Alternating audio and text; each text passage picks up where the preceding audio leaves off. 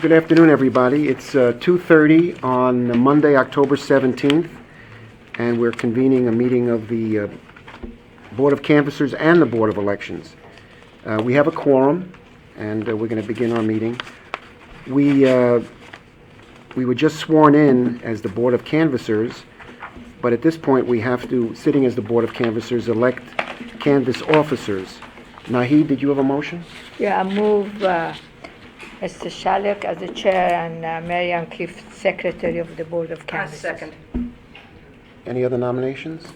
Any discussion? All those in favor say aye. Aye. Anyone opposed? That passes unanimously. Do we have a motion to adjourn the Board of Canvassers meeting? I move we adjourn the Board of Canvassers. Second. All those in favor? Aye. Opposed? Okay, we're now sitting as a Board of Elections. We have a quorum, and the first item we're going to deal with is the approval of the minutes. First, from the September 1st conference call. Yeah. Okay. I move we accept the minutes of September 1st, 2016 as presented with that amendment, some correction. Is there a second? Second. Any discussion on the September 1st conference call minutes? Just had a couple of, Mr. President, a couple of quick edits or questions that might not take very long. Sure. And I think Mr. Naaman's proposed edits are fine. I'm on page 3. Page 3. Second full paragraph that begins discussion related to moving. Yes. And the last sentence says, Ms. Rohrer reviewed the decision of the administrative and council. Didn't know what that meant. That's probably the administration. Administration, as in like the county executive, or? Yeah, no, I see what you're saying. Administration. Okay. And that's county And council? council. Is that county council? Yes. And county council. Okay. And I'm next on page 4. First full paragraph. Second sentence. It says the media buy for WPGC advertising and ask that the budget committee, I think it should read find instead of to find. Again, just real nits. Yeah. And then a Actually, I little made farther that. down, I think it's the second to last sentence. It says, Mr. Naaman voted for the amendment, comma, Mr. Vincent. I would suggest you just say period, and then Mr. Vincent voted against the amendment. Okay. That's all I have for September. Okay, thanks, Ann.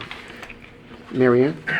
First of all, I apologize. I was here at a budget meeting last week at the board, and I gave Lisa my brief edits on this, but, and I thought they'd be sent out ahead of time, but they're here, and they're only seen with the little black line in the margin. At the bottom of page 3, You're still on September 1, Mary Ann? I am on September 1. Page 3, the third line from the bottom, I put then instead of the. And on page 4, I added a sentence, Ms. Keefe expressed concern about reducing amount from Telemundo. Should that be reducing the amount from Telemundo? Sure. Sure, thank you. So this reflects your changes? That reflects my changes, yes. And the reason I put that, although I've spoken in the past about, putting specific things that board members talk about, if you recall that conversation from that meeting, it was an issue that received quite a bit of back and forth discussion. And I felt strongly about, not having it come from that. Let me ask a question about Is that. there? David? Yeah. It's completely accurate. Mary Ann did express concern about reducing the amount from Telemundo, but others of us also expressed concern about it. Others had other points of view. And I thought that part of what people were concerned about was adding things to the minutes about what specific individuals say and not what other individuals say. That's why I gave the explanation I just did, David. Yeah, but what's I that- spoke to that. Well, you spoke to the fact that you're making an exception. I guess what I'm trying to understand is when is it okay to do and when is it not? Well, this is open for discussion, isn't it? Is that Could part of we- your discussion? Mary Ann, would you be interested in saying Mrs. Keefe and others expressed concern about reducing the amount? Sure. Yeah. Fine. David, would that suit you? Sure, that's fine. We're gonna say the board, Or concern was expressed. And others, okay. whatever. Or concern was expressed would be consistent with how I've been told we want to handle things in the past. Okay, Marianne, do you mind if I say board instead of Mrs. Cave? It's your call. Well, I don't think it was the entire board. Okay, then. That's true, yeah. You know. Yeah, you're right. Ms. Cave and. And board- and others. I mean, Others, And others. others, and others. Any, All right. any other comments on, That's why I'm sorry that this didn't go out in advance, because then you would have had a half a dozen emails back and forth. All right, then, let's go. any other comments on the September 1st minutes? May I Okay. suggest that we vote on as amended? Yes. Well, we need another motion? Mr. President? Yeah. I would move to amend the September 1 minutes to reflect my edits, Mr. Naaman's edits, and Mrs. Keefe's edits as we have reviewed and discussed today. Second? Second. Any discussion? All those in favor? Aye. Aye. Opposed? Okay, that passes unanimously. Now we're going The question to, is on the September 1st minutes as amended, Mr. President? yes. Yes, yes. Shall we call for a vote on that? All those in favor? Aye. What? Aye. Oh, we need a second. I thought. It was no. seconded, the It was. original. Oh, that's right. It had been Already moved made and that. seconded to begin with, yeah. So It's already been, Passed unanimous. it's Yeah. already passed. Okay, September 19th. correct. Is there a motion first? Did everybody, I move we accept the minutes with the amendment? Second? Is there a second? Second? Any discussion on the September 19th minutes? No discussion? Okay. All those in favor? Aye. Anybody opposed? That passes unanimously. Okay. Good job, David. Kevin said we're going to go into executive session on a topic later. That's the only addition or change. Correct, to discuss the upcoming budget. Okay. Lisa, do we have any public comments? No one has requested to speak in advance, and there's no one today who'd like to address the board. Does anybody, any of the ladies here want to say anything? No? Sure? Okay. Okay. Margaret, Election Director report, status reports? Okay. Personnel, Allison is not here. Basically, we filled all of our positions. The last two people have come on board this morning to assist us with the absentee and early voting. And that's kind of, hopefully, that's the end of all of the temporaries that we will require. So, Allison's not here, okay. Anything about personnel? Except that they're all, okay. So how big is our staff during the election, roughly? A lot. A lot? Over 100. Over 100. Oh, I think okay. we've exceeded our goal of election budget by a little bit, haven't we? Or- Let's hope so. We'll get there. Okay. They have to show up. That's the big trick. All right, budget. That's Margie Brewer.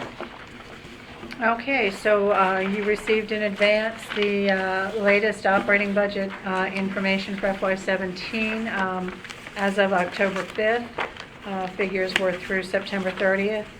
We are, tracking appropriately. I think the next report will show a whole lot more of expenditure in personnel, and of course, most of our, we should have our first quarter statement from the State Board of Elections within the next couple of weeks, and so that money will be coming out. But I think we're on track at this point. Be happy to answer any questions anyone has. Margie, I did Yeah. have a question. Looks like we haven't spent much on temporary office clerical, but I guess that's going to Yeah, happen over the yeah, next 30 yeah. days. Yeah, So that's going to go away. that's going to go, yeah. Then you go over. It'll go way up real quick. As will overtime. I imagine. As will overtime, absolutely. Absolutely. Yeah, this is through September 30th, so we were, we always keep folks to the minimum as long as we can. But as of October 1st, we were pretty close to full staff with our temporaries, and Obviously, with the voter registration deadline tomorrow, overtime has kicked in. So we will definitely see an increase in that next month. Under other rentals, does this reflect any changes about the state and the county providing extra funds for more scanners? How is that going to fit in? Other rentals, meaning 61932? Yes, ma'am. That reflects the first payment that we made for the voting system.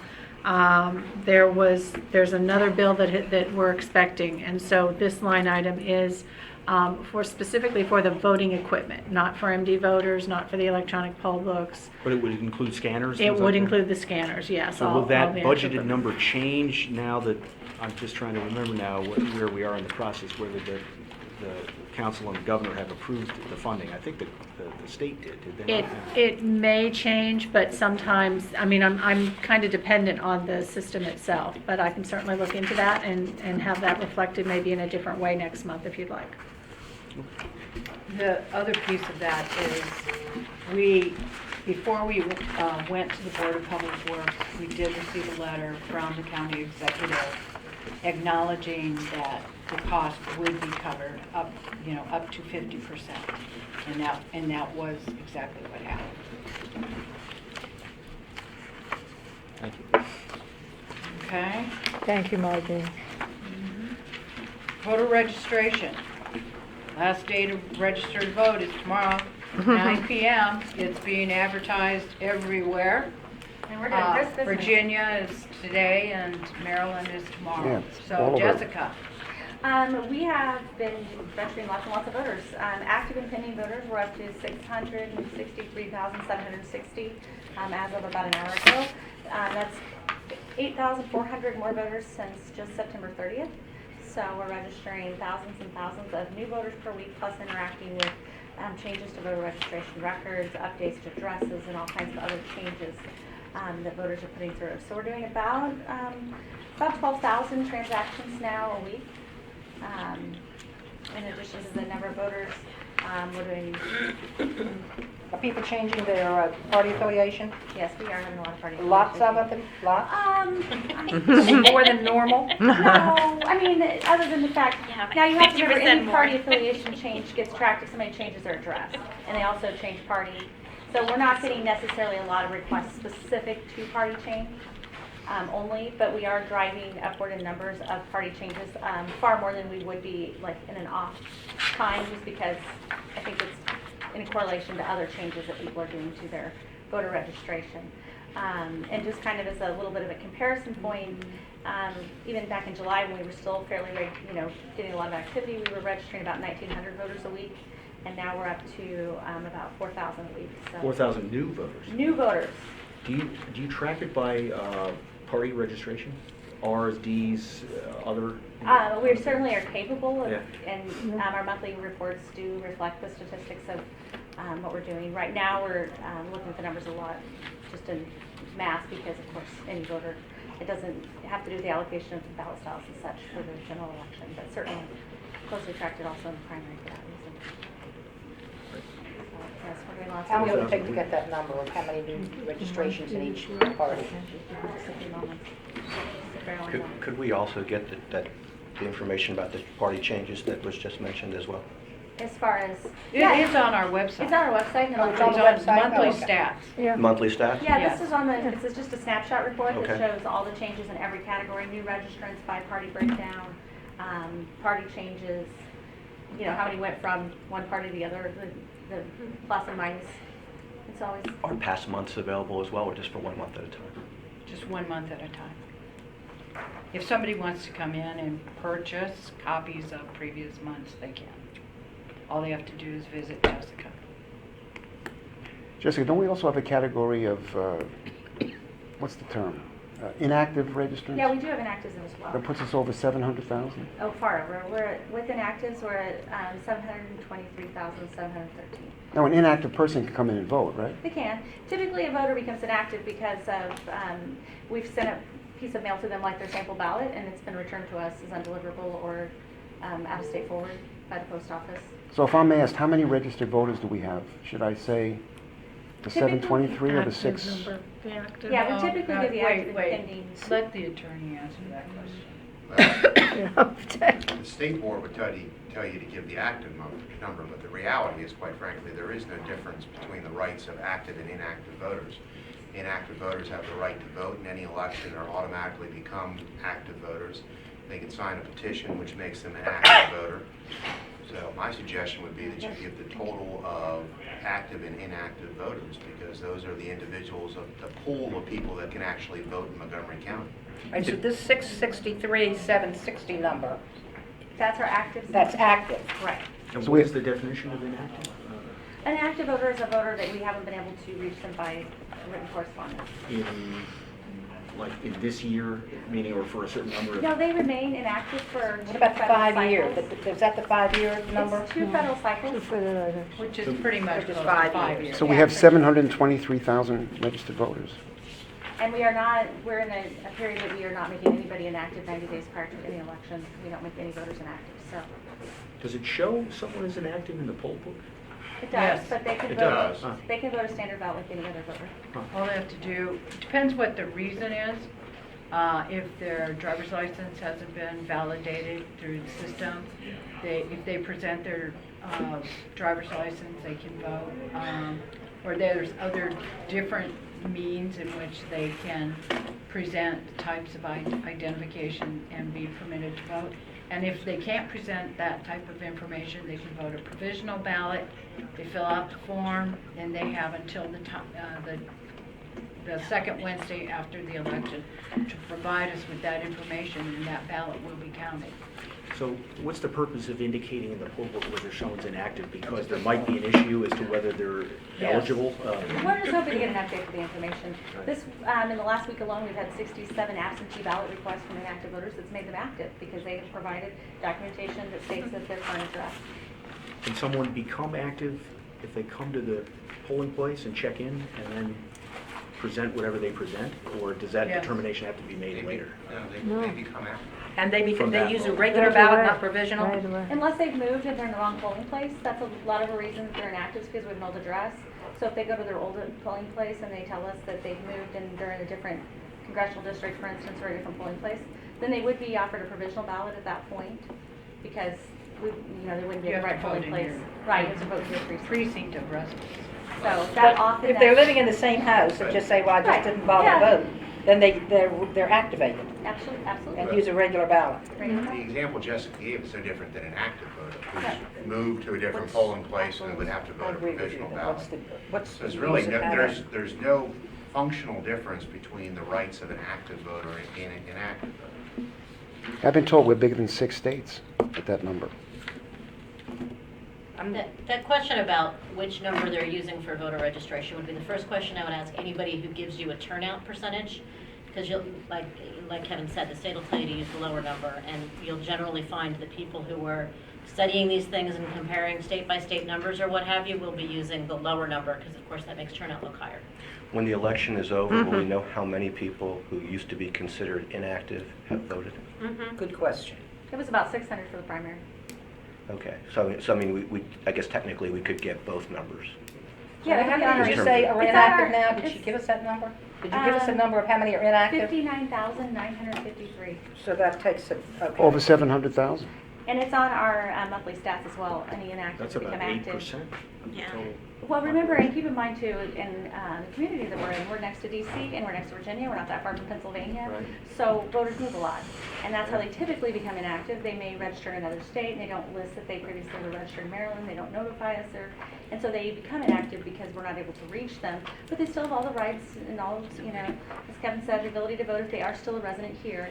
It's just as a method through NVRA to begin the process of evaluating our voter rolls so we don't end up with people who haven't lived here in decades. Now, if somebody moves to another state, registers in that state, and they don't tell you that they've moved, does the other state tell you? No. Unless you're on Eric. Eric. Or if they My don't favorite tell us, guy. they tell the other state. Right. Typically, just like we notify other states, they'll notify us if the voter notifies them. So oftentimes, the voter will list on our registration forms, I've moved from this state, and we'll go ahead and notify that state in case the voter didn't duly notify the other state. Not really, that not happen. Margaret corrected it. My daughter moved to Virginia, they registered in Virginia. So what's the They answer? did change of address, but they How many still got the 723,000. sample ballot or big number. something. She showed up in the You poll know, book in Maryland? Not the poll book, Total they got registered. the Oh, the sample ballot, yeah. And if they come through the Margaret ERIC corrected. report, that ERIC makes them inactive, but it doesn't cancel the registration. How long does it They take did register. Eric They to did inform them. do its job? Well, right now, we're not processed, we processed Eric at the beginning of October, and we won't be doing it again until December because we're So gonna if be somebody was working- away at college, I think you just said this, away at college and registered in that state, they could vote, get on a plane and fly home and vote again. If they chose to do If they that. chose to break the law, yes, they very could. Right, and sign a statement Well, that saying. happened Yeah. in Virginia Well, I last got- yeah. election. It was Couple of shockingly grandchildren. prevalent. Are they removing those voters who did not vote to presidential vote? Only if There they're is already a inactive. process in which we're required to follow Right. that is prescribed by regulation by Ah. the state board, and that's what we follow. Then after we follow that one, you remove their name? Their names will be removed, that's correct. It's a cancellation process. Normally, you see it in the monthly stats. It's normally in January, February. It's And just if a we long don't, process. Yeah. if we That's the don't bottom do it, line. When was the state will last do it time for the us. state removed 50,000 names? I remember that. When was it? Oh, a couple years ago. Couple years Probably ago. after the gubernatorial, The state because removed it's after 50,000 federal cycles. inactive. But they've been dead for years. Well, I know a gentleman in my own precinct who's been dead for several years and he keeps showing up on the list. Well, and often if they're out-of-state deaths and things like that, it's, reporting wise to get it.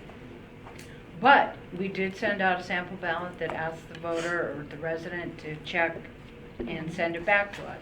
Have you gotten many back? Yeah. Really? 1,000, 5,000, Oh, 200? no, we haven't started to I get back love the mass amounts yet. The post office tends to bring those to us all at once, but right now they're concentrating on handling our ballots, so we're getting those back in droves. Okay? She did letter from Dixon and All right. those two, Jamie. All the Moving on to applications farm. must be into the system by Sunday, really Saturday night, by midnight. And then on Sunday, October 23rd, the information will be downloaded to prepare the poll books for early voting. And then we'll move on to preparing the poll books for Election Day. So, State Board of Elections, the State Board approved our request for additional ballot marking devices at the 10 early voting centers and the 7 precincts that were requested. Runbeck, the SBE vendor of absentee postal ballots, has had a small number of absentee ballots placed into the incorrect county envelope. As of this day, our voters have not been impacted. We have received other counties' mail though, so, but we're processing it every day. Do you So send far it to it's the been county like or send 3 it or to the 5. state? We received 3 on Thursday, and then now we're up to 6 today. Okay. So we've got 9. So we have 9 altogether. That Came belong from Hartford. elsewhere. Yeah, today was Hartford. wasn't it? Hartford, and then we got another Anne Arundel. So we've And got Anne a couple Arundel. Anne Arundel. So most what of we the do Hartford. is we send it to the respective counties, and then we tell, and then at some point, we'll send the total bill for mailing, FedExing it overnight to the state, and then we'll be Is reimbursed. it possible that we could have some gone Yeah. wrong from ours and we just haven't heard yet from? Right. No, I think that all the directors are well aware of the need for timeliness, so we're getting information daily. I mean, our fax machines are burning up. We're getting And so typically much voters like to notify us if they get Yeah. an envelope too. So, We have not received Okay. any of those calls to date. let's see, so we're staying on top of that. The state board staff has been working with the state, their Department of Technology Services and federal authorities regarding the security of the various election systems. This is an ongoing process. They are proactive and putting in patches, and as soon as they identify any type of weakness, Local boards have been directed to place a link to rumor control for the public to visit. To I- rumor control for what? So people can go to that link Okay. to visit, to talk about. And I sent you the state board's information on the security features of the system, ES&S's security features, the testimony of Dave Becker, who's a noted expert on elections.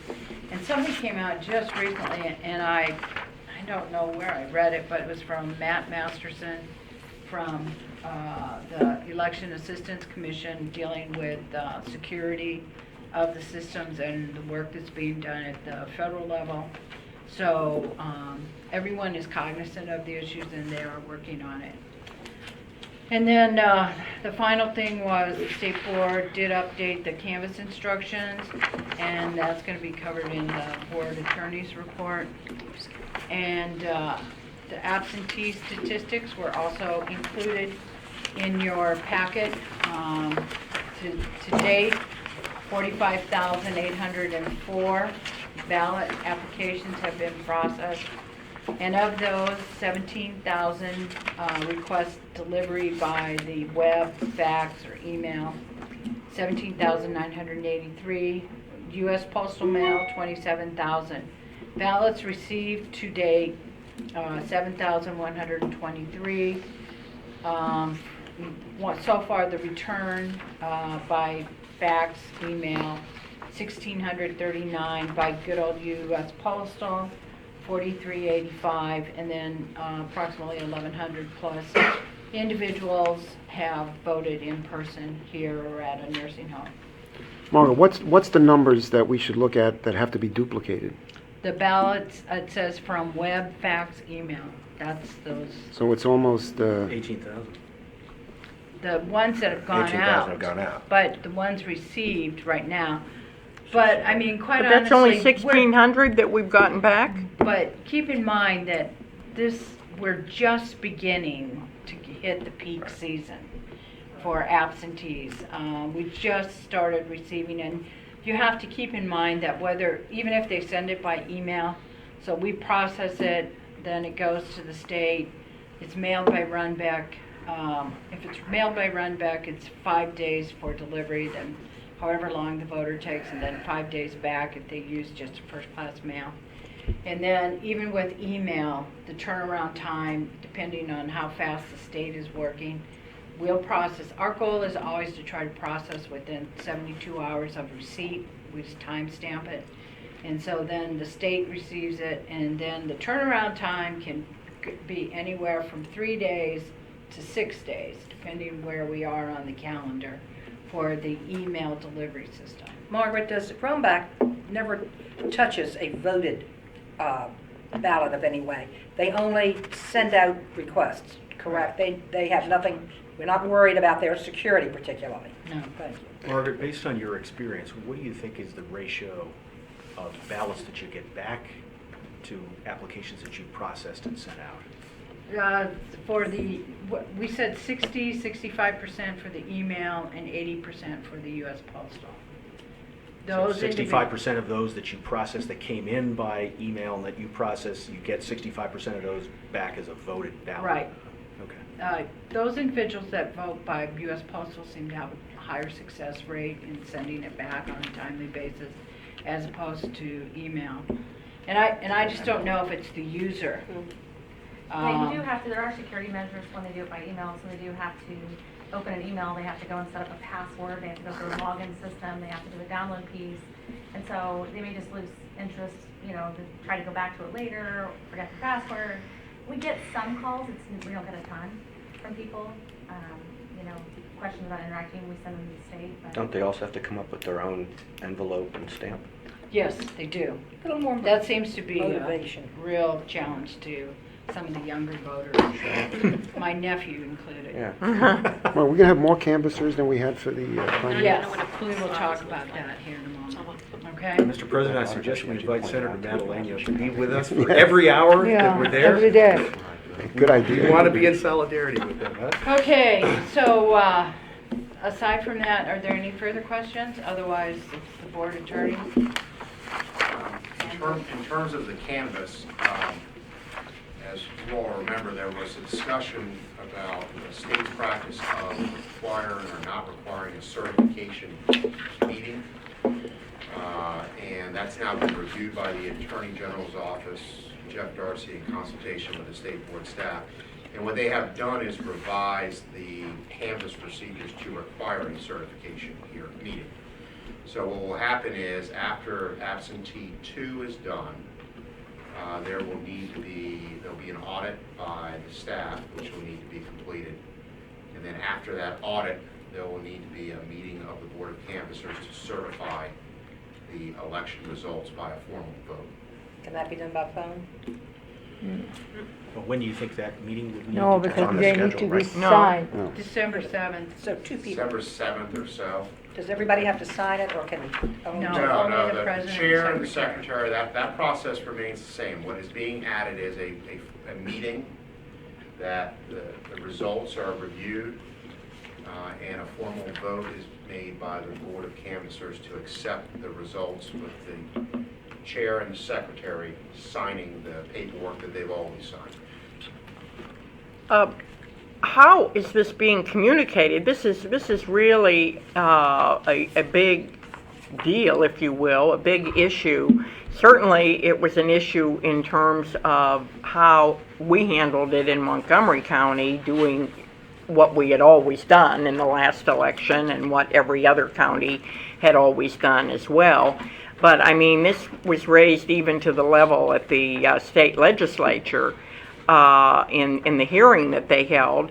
And now that they are, saying that this change is necessary because it is reflective of the law, it seems to me this needs to get proper kind of notice out there to people and not just be, oh, by the way, we're, doing this now. Well, what the state has done is what they do for every election is they have basically an overview of the canvass and a sample script, and they have draft minutes, which they have modified so that all the boards of election do this throughout the state. Those went out to the boards Friday. And so that's how it's being conveyed to the local boards of election, that there's a new procedure in place that they have to follow. I don't know what, if anything, the state is contemplating doing in terms of public notice to the general public. Obviously, we will go ahead and put on, as we do for every meeting, there'll be a certification meeting, the date and time that will all take place. I go back to my original question, can it be done by phone? If we're notified and we all know what the results are, and the 2 people are here to sign it, can the rest of it be done by phone, or does that have to be done in It person? can probably be done by phone. Kevin, the change that you talked about, is this something that the state board voted on, or was there, did the state board's counsel render an opinion to say he thinks this is necessary? I don't know that it was that formal. Yeah. I will tell you, I was asked my opinion a long time ago, and I was told that, they had consulted. I don't know how formally they had consulted. I know the chair of the state board had been involved in some of those discussions. And a decision was made by whom, I don't know, because I wasn't privy to who made the decision, but that they were going to change the procedure that they followed. Do you know, has the Attorney General, Mr. Frosch, expressed any views on this question? I don't think he has. I think it was a decision that was made either by the state board or the state board staff in conjunction with the Assistant Attorney General assigned to the state board. So the 2 signatures are contemporaneous with this meeting? Well, No. no, That's not what it says. it's not what it says, which is basically if that paperwork isn't done, the board can vote to go ahead and direct the chair and the secretary to sign it at a later date. But I think what we will do is make sure that the staff has all the time that they need to complete the audit. The audit is 100% done. The numbers have been checked, vetted completely, and that the paperwork is ready to be signed so that whenever that meeting takes place, the results will be reviewed, there'll be a motion to certify, and the chair and the secretary can sign all the paperwork right then. The schedule that we were given has a November 28th meeting called Certification of County Results, and then you said something about December the 7th, and I just wanted to make sure I understood what was when. Well, in a perfect world, November 28th would be But realistically, don't have a November. it depends on what the state tells us to do with regards Oh, I to don't the know. audit, which we're still waiting on their Give final us an results. example of what you mean. Well, if we have to go in and hand count ballots for an audit, as opposed to utilizing technology, such as Clear Ballot. Well, let me just say, the November date I don't think is realistic. Okay. Okay. The bottom line is that the certification meeting cannot take place until the audit is 100% yeah. done. Right. Because It's gonna what be happened the December. last time was there's this rush to try and get this done, to get it certified, and that's how mistakes are made. And before the board is reconvened to certify the results, the staff should have all the time it needs to be 100% certain that the results are right on the number. Right, I was going to suggest to Jim or whoever's responsible for scheduling that, I don't know what the deadline is to get it completed, but I would think that it's a lot easier to schedule something for closer to the deadline later in the process, and then everyone can clear their calendars to be there, the public knows it's going to happen, and I think that if we move it around a lot, I think that does lead to Well, according to the issues. state board, they think that the second Friday after the election, we're going to be ready for certification. Meaning that the day that we're working on absentee too? The same deadline that a county with 7,000 voters has? Well, that's not going to That's happen. unrealistic. I'm Um, just telling you No, I what the understand. state thinks. I understand. Has anybody on the state board ever done any of this work? Just a question, just a sideline question. No, and I would tell you, I would venture to guess that the state board staff, absent Baltimore City, when things were such a disaster, don't routinely get involved in this either. So they don't really know. Like you said that. What, Margaret, what's the deadline that Set it a has to be quiet- done? Is set there a a deadline? voicemail. I would need to look, I mean, the Okay. deadline is 24 hours before the state certifies. Obviously, it has to be before the state certifies, before the presidential electors get, so. So what I they- mean, our intent is to try to get it by December 7th. That's what our staff, I'm still waiting for the third piece of the information with regards to the audit, so that if the state gets approval from the governor for the technology called Clear Ballot, that will certainly make the process for a jurisdiction as large as ours to do the audit of the ballots a lot smoother and faster, as opposed to me grabbing you two and you two and you two and sending you into a private room and saying, please begin to the process of hand tabulating the number of votes for Hillary Clinton. Tell me what Mr. what Trump. is the mechanism, a machine? Do you want to explain the Clear Ballot? You were here when the, Oh, what they do is they take the scanner saves an image of the ballot in addition to tabulating the results for the printout. So we have an actual image of the ballot that is able to be saved into a PDF file. And then what this Clear Ballot software does is it takes that file and it scans it using an independent software in order to verify the From a results flash that are drive obtained kind from of our. thing? right. Yeah. And so you would be doing how 250 scanners or 400 or whatever it is, scanners, flash drives, and you could just put that on and it would help with the audit. And the governor can okay these machines? Yes. And are there some already in the state being used? Or is No. it a rental? Or we buy them? Or are they delivered here? What's the mechanism? The contract is going before the Board of Public Works this month. And I really, aside from that, and waiting for the Board of Public Works to move on that, I really can't tell you anything more than that. We're just awaiting their decision. Well, are they buying more than one, or do we have to run them down to Annapolis and use it? I mean, would we get machines to do that, to do the, I know, My understanding is that the file is effectively provided to the vendor by the State Board of Elections, and then Clear Ballot does its analysis of what the images we give say. our flash drives, if you will, to somebody else? to the We State Board. upload them To the State Board of electronically. Elections. So the contents of the data contents of goes the- to a state the board state. repository. We have a choice. We can we can go back to what I would call the bad old days, when my father was on these election boards, and have our election judges begin the process of hand counting ballots. No, I'm not Or- saying it's bad, I just You wanted just to know what go. the chain of the chain of custody of these flash drives is. Well, we'll always have the paper ballots here, all 1.6 million of them, and I'll be happy to share. We can take a tour of the What's that, basement no? right No, now. I know that. What's an Always X? means forever when or you for said they some would period give of it to time the before we vendor, can it's destroy them. At least like 22 months. 22 months. I thought it- So, yeah, just it question. isn't too Yeah. long. Should I put a hold If you don't on put anything December in, 7th you're around 2 outdated. o'clock on my Next calendar? time is no. I would say yes. I mean, and Is that's that a the, Wednesday or Thursday? it's a Wednesday. Wednesday. Yeah, that's what we're trying to shoot for. Okay.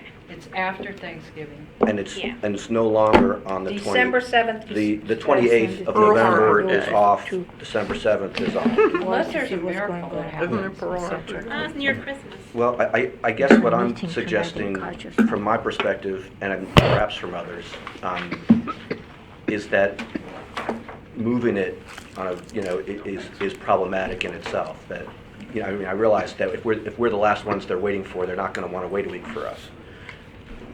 But to the extent that we can figure it out sooner, I think it would be better for everyone. I think the public would be happier too. The If some of real the- excuse me, issue, if some the of these- real issue is duplicating these ballots. That's what's gonna slow us down. If we end up getting 20,000 ballots to be duplicated, I mean, we can use a lot of different methods. We're gearing up to have 3 rooms of, something like, each room is going to have 15 to 16 duplicating teams, so that we're running like 90 people besides the regular canvas of regular ballots.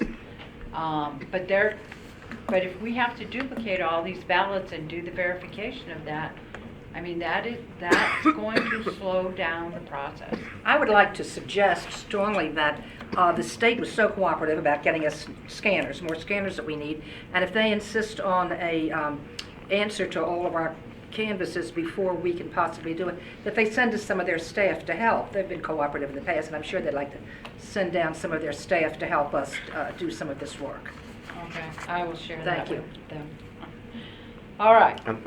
Yeah. One more thing about this. I agree with Mary Ann that this is something that is worthy of letting people know about, and I was wondering if it makes sense for the board to write something to the political parties and the people who come to our meetings and that kind of thing, or I don't know what list it is, just to let them know that there is a change in how we've been handling it. Process. Well, which do you mean, what do you mean? I mean, we do send a notification of the canvas with all of these dates that have been identified. But at the end, when you finish counting, let's say, and my goal is to have you all done with the actual work of the Board of Canvassers, where we've opened up all the ballots and everything's been scanned, the Tuesday before Thanksgiving. Right. Okay?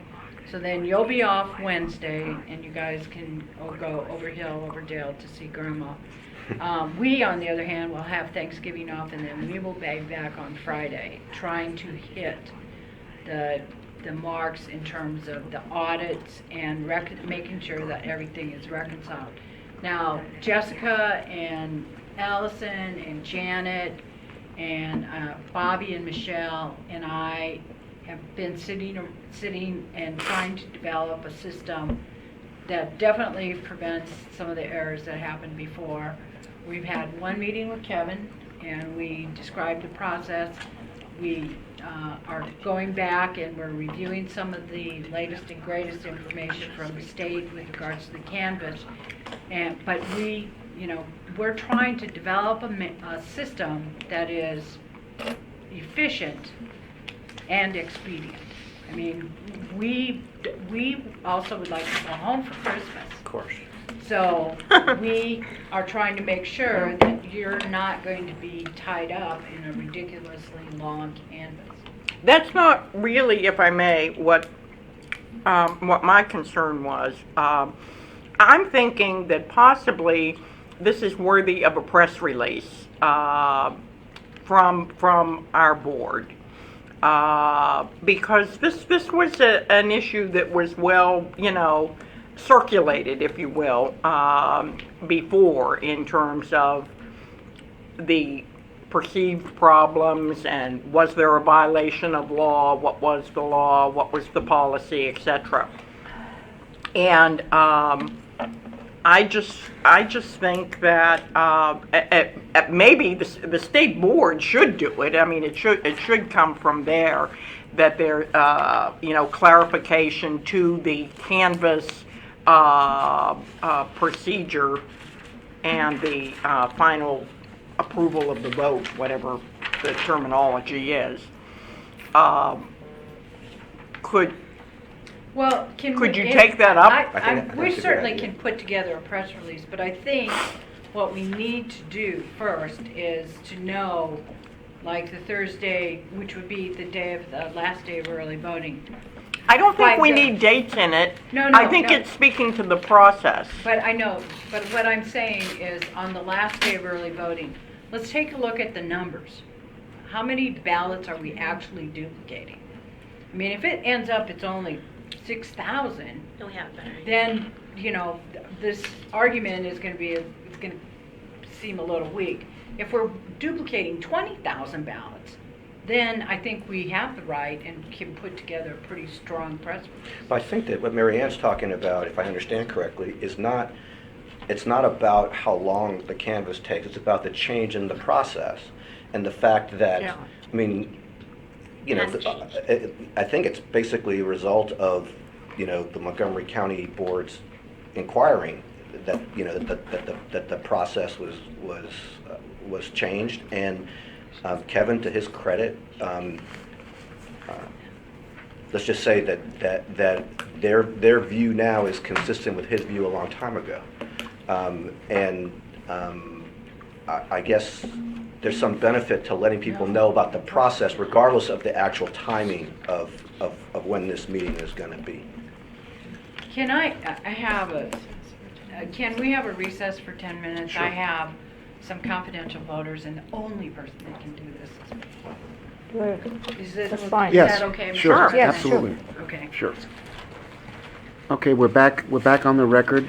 We had a brief recess, and we are at board attorney report. I have nothing further other than the canvas. Kevin, in public, can you report on the public, the term limits petition case? Sure. Is that a public matter we can It discuss? certainly is. As you probably read in the paper, Judge Greenberg granted summary judgment to the Board of Elections, finding that the petition had been properly validated and verified. I think it was 12,553 signatures, with 10,000 signatures being needed. The plaintiff filed a petition for writ of certiorari to the Court of Appeals, which the court has denied. So the term limits question will appear on the ballot.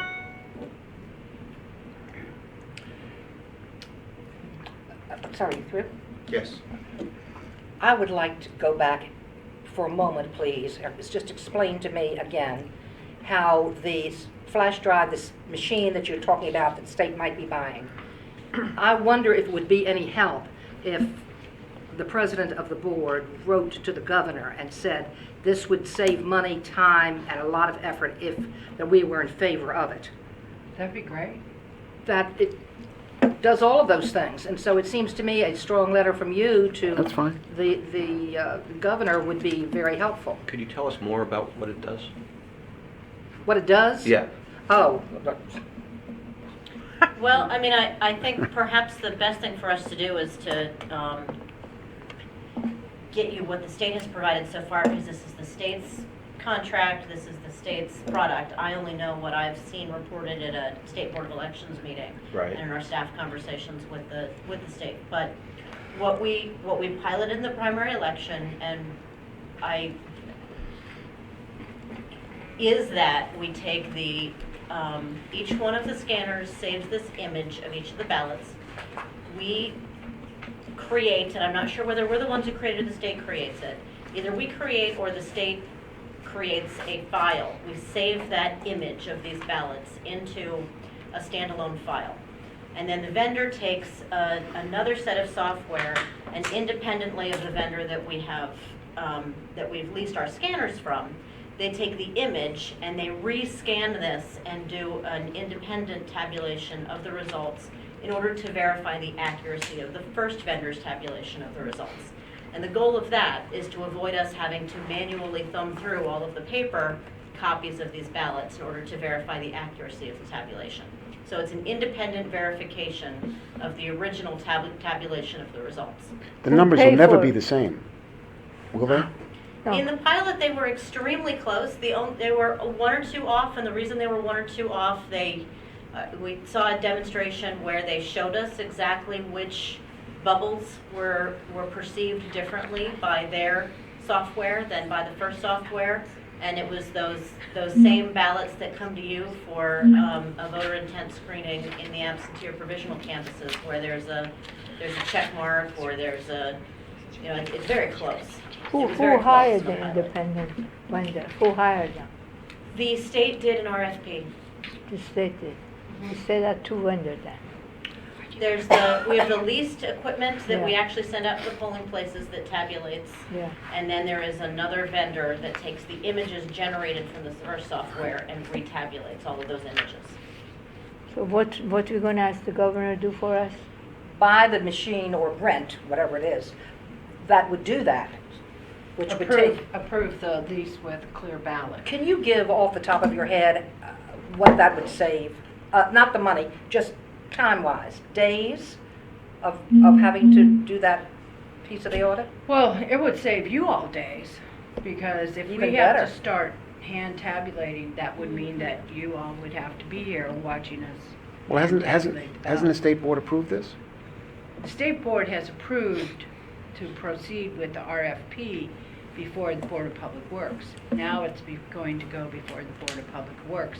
That's why the request that Jackie has just made to you and the members of the board to write a letter supporting the lease or purchase of this clear ballot To the Board of Public Works. to the Board of Public Well, Works. Margaret, is the state seriously considering using this for the general election? I mean, when does it go before the Board of Public Works? I mean, the election is. I mean, it's very late, weeks- isn't it? weeks- Yeah. Weeks away. I mean, is it realistic that this is actually going to be? Yeah, election's in less than something 3 that we weeks. utilize? Yes, they've been planning it for quite a while. So When it's does the board available and meet? just has to be delivered or some such thing, if the Board of Public Works said yes?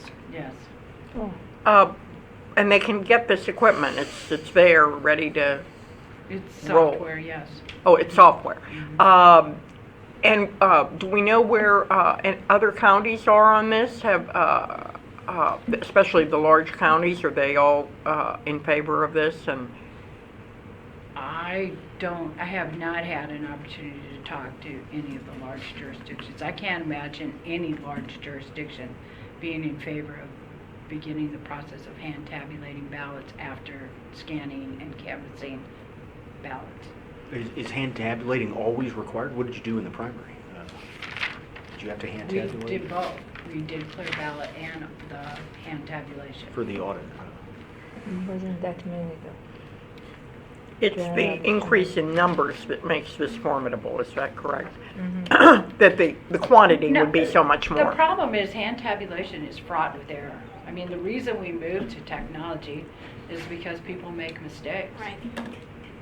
People make mistakes. If you start counting ballots at a polling place at 8 o'clock at night, and you have 5,000 ballots or 4,000 ballots or 800 ballots, and you have, a half a dozen races or 12 races or 15 races, and you start making those hand tabulations, you're going to have a mistake. People are tired. People that are working here. And I mean, I told staff to take Sunday off because they're not going to have another day off again until Thanksgiving. So you have people doing hand tabulation, in my experience, is just fraught with errors. And Jessica was up in Baltimore City when they were trying to retabulate the provisionals, and they were doing, it was fraught with errors. How did you do the audit when we had the touchscreens? We didn't, the state legislature did not pass a law with regards to that type of auditing. We did not have that law. The only thing that we had to do was verify that the number of votes equals the number of voters that checked in. This is new legislation by the state And lawmakers. it does require hand tabulation, or is it somewhat silent on It's the an method? audit. It's I an don't audit. really know all of it. Is it because of the paper ballot as opposed to the, I don't know what the, okay. I'm not going to predict why the legislature does what they do. Well, whatever the sense of the board is, I would just ask that, if you're going to, you need to do it pronto. Yeah, I was going to say, I just looked online, and it's on the agenda for the Board of Public Works on Wednesday of this week. Today is Monday, so it would have to go out by email tonight. Or tomorrow morning. Or, yeah, yeah. I need somebody to put a draft with the Allison, terminology put and, something? Yeah, we certainly can. It'd certainly be brief. Do you need a motion for this to, Probably, if it's the board, if Jim's going to sign for behalf of the board. all right, I so move that, that we send a letter under the president's signature requesting these funds from the committee and For the clear Board vote, of Public Works. For Clear ballot. the clear the ballot. public, The board. Board of Public Works, I'm sorry, I called it committee, the Board of Yeah. Public I Works. second. any discussion? All those in favor? Aye. Opposed? Allison, can you, Yeah, we'll draft that up. Okay. May I go back to, I don't think we concluded what we were going to do with the canvas, the change in the canvas.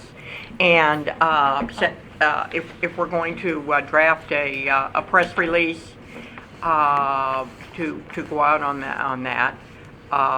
I think it's entirely proper for it to come from Montgomery County because we, raised the issue, if you will.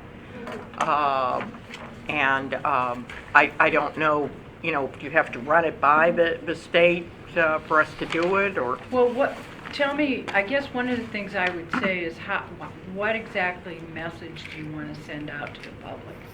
Is it a message you want to send to the public, or do we want this message to go to lawmakers? I mean, I'm trying to get a sense of what the intent of the public message is here. Now the process has changed. Well, certainly it needs to go to the lawmakers, to candidates, to the Different political parties. People who come to our meetings. But I mean, I don't know if you do it public wide, those people all get hit with it anyway, right? I mean, you just.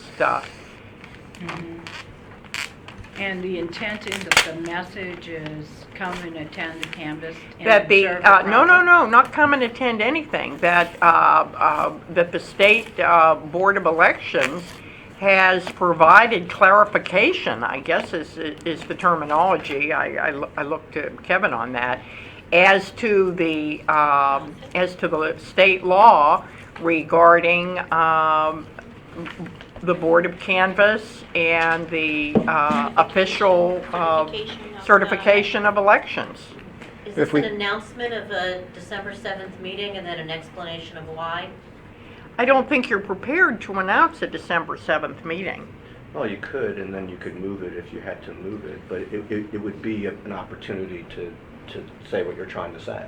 Well, you But- could also say that a certification meeting will be held, and this is the reason why it'll be held, and it's Right. been tentatively scheduled Tentatively for scheduled December for December 7th, depending upon whether the audit's been concluded. Right, perfect. But if That's we- fine, yeah. but okay. if we talk about what the state board did, shouldn't we run it by the state board?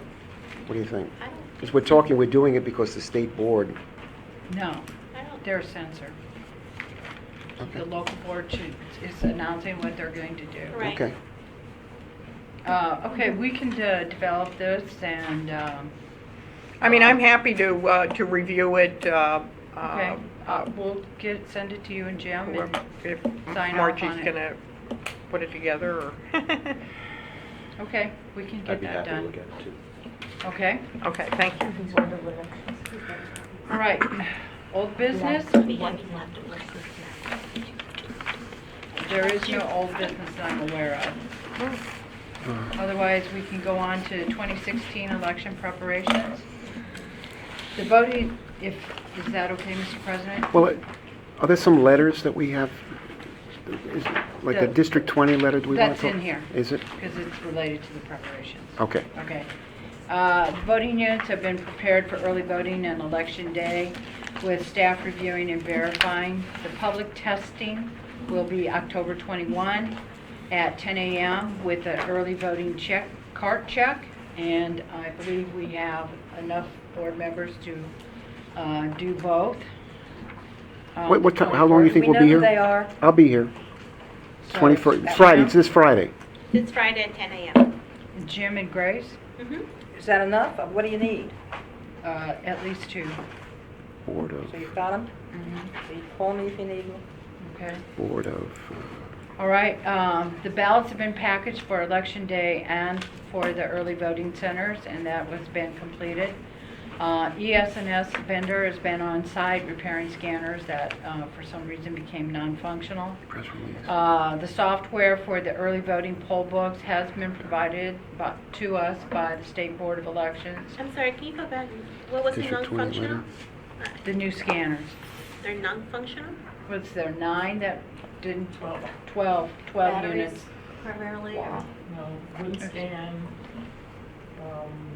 Sometimes it wouldn't take the election. District 20. And we have a PSMS check come and fix it. Letters of board. So He was on 12 site, so we fixed it. Yeah, So they are fixed now? they're fixed. Oh, okay. Was it all easy fix, just little adjustments, or was there something Most of major them. wrong? Most of them were easy fixes. Board There's a of couple that Education took a while. candidate letters. They're new. Okay. Huh? District 20 letter. All right, signage for early voting will begin today, except for the EOB. That one won't go up until October 25. The polling place supplies are in the process of assembly. The executive office building update. In your packet, you should have a package with some photos. Chris, are you here? Yes. Okay, Chris, you want to walk through this with the board? This is the EOB. This is the EOB Early Voting Center. It is on target to be completed. And Mike, did you get those 3 sites, 3 parking sites in the circle? Did you talk to? We'll basically have the whole circle, so it'll be more than 3. Okay, so Chris, do you want to go ahead and walk through this with the board? Plus, Margaret, there's, be able to drop folks off at the tiny circle of the garage opening, so people can go in at the cafeteria level and then take the. Okay. So, Chris? Thank you. This is effective, or this date is dated Friday. We had a meeting with the architect that is designing and in charge of the construction on the circle at EOB. He's staged everything out. He really feels that everything will be completed by our 27th date. And if you look at the first slide, it talks about parking spaces. The rectangles, the blue rectangles, designate the spots on the street. There's 5 of them, 3 on Monroe and 2 above the circle on Monroe Street, and Monroe Place has 3. And as Mr. Subin just mentioned, he's arranged to have the entire circle basically dedicated to handicap parking. So we will have temporary signage out there allowing people to park on the circle. So that's no longer, it says on this document, it says pending, that's no longer pending, that's now confirmed? When we put this together, it was pending. It Mr. is Subin confirmed was that working on it. the entrance to the building from the circle will be open on the 24th. So that'll be prior to the commencement of the voting. But is it confirmed that those parking spaces on the circle? Yes. Okay, thank you. But only Need for, to hear it again? Yes. only for handicap, correct? Yes. So Only it handicap. can't just be for a voter. Mike, that's the Correct. circle where it's right across from Giuseppe's. That's right behind the movie theater, right? Yeah, it's on the back side of Giuseppe. That big. And are they, And the is that, court entrance will be open on the 30th. There's a little walkway to the movies. The court, the circuit court. Okay. is that also gonna be able to? There's a little walkway, you ever notice? that's There's the between the side. buildings from all the We don't have restaurants. voting in have election. voting. We don't, This is we it. don't have a polling place there. So And then can if I you- ask one more question? So the entrance to that is with the handicap entrance, right? That brings you into the EOV, and then they will have. Well, it's They will not go- specifically, Okay. generally, it's not specifically handicapped. No, but the door opens if you push. If you push the. Oh, If you push the yes. button, that's the one, right? Yes, but all the, You have one? So it's a straight shot from there all the, right. to the voting center And it's the same thing with the entrance to the cafeteria. on the other where side. you go down to the garage. There's additional photos in here. Yeah, that that's might good. clarify that for you. And then if you look at the star that is in the upper portion, in the upper left, that star designates a walkway from East Montgomery through to the circle.